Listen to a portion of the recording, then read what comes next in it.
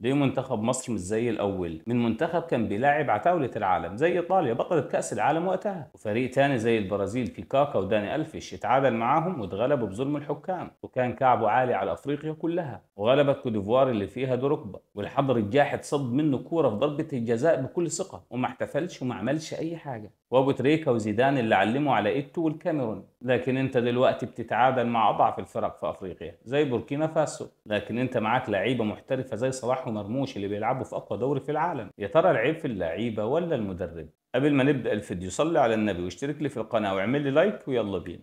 نبدأ بالكابتن حسن شحاتة اللي كان بينوم أفريقيا من المغرب، كان بيتميز بالانسجام الكبير بين اللعيبة وكان فاهم إمكانيات اللعيبة بتاعته وكل واحد بيتميز بإيه. كانت شخصيته قوية لدرجة إنه طلع ميدو المحترف بره في ماتش مهم ونزل عمرو زكي اللي بيلعب في إنبي. تخيل دلوقتي إن المدرب لو طلع صلاح ودخل زيزو مكانه في ماتش مهم إيه اللي هيحصل؟ اكيد ما يقدرش يعمل كده. وبالرغم كده ميدو اتخانق مع حسن شحاته وقتها، ولكن فعلا اختيار حسن شحاته كان صح. وفي وقت الخناقه عمرو زكي جاب الهدف، كأن عمرو زكي بيقول لميدو اخرس حسن شحاته صح. يعني السبب في نجاح الكابتن حسن شحاته هي قدرته الفريده على خلق الانسجام، وكان متفاهم بين اللعيبه واستخدامه لاسلوب تكتيكي يناسب امكانيات الفريق، واعتماده على الروح القتاليه الجماعيه اكثر من النجوميه الفرديه. عكس دلوقتي المنتخب المصري بقياده حسام حسن بيعتمد على اللاعبين المحترفين زي صلاح ومرموش، حتى لو مش بيقدموا اداء جيد في الملعب ما يقدرش يخرجهم بره المباراه. مع كل الاحترام طبعا لصلاح ومرموش، لو حسام حسن اهتم باللعيبه كلها والروح القتاليه صدقني هتفرق كتير. وكمان الكابتن حسن شحاته لديه قدره على تحفيز اللعيبه نفسيا، وليه قدره غير عاديه في التعامل مع الضغوط في البطولات الكبرى.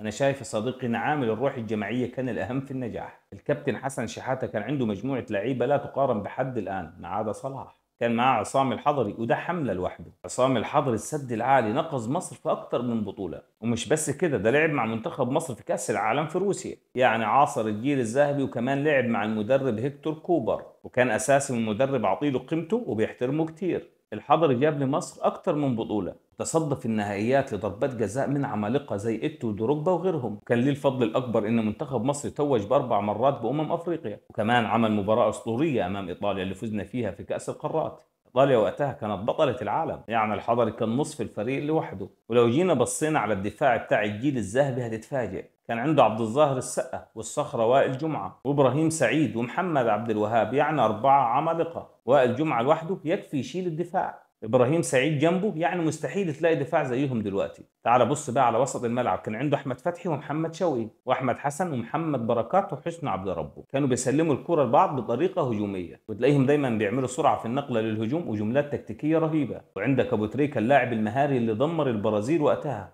ابو تريكه حدوته لوحده.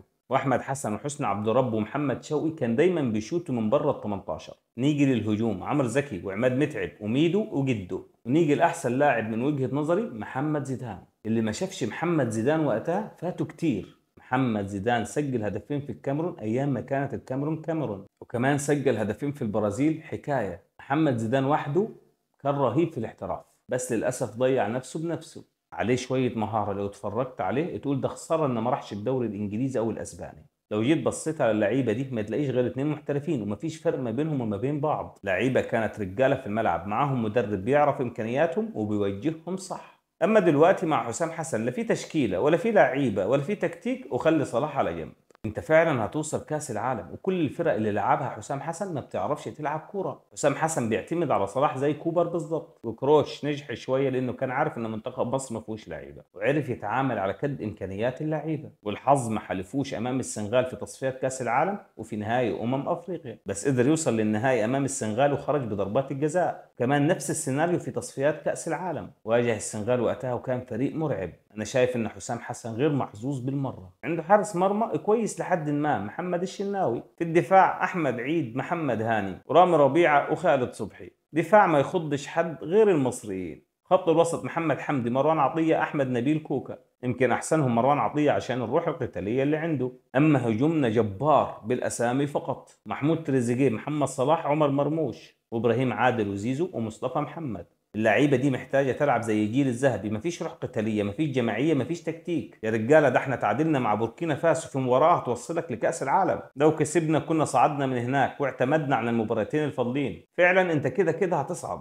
بس بص على الاداء حاجه تقرف وعك كروي. حسام حسن مش عارف يوظف اللعيبه صح ولا يعمل انسجام ما بينهم، كلهم في الهجوم انانيين الا صلاح. خرج صلاح من كل اللي انا قلته على اللعيبه، صلاح الوحيد اللي بيعمل ليهم فرص وهم بيضيعوها، حتى لو هتلاقيه مش موجود طول المباراه بيعمل اسيست او بيجيب هدف.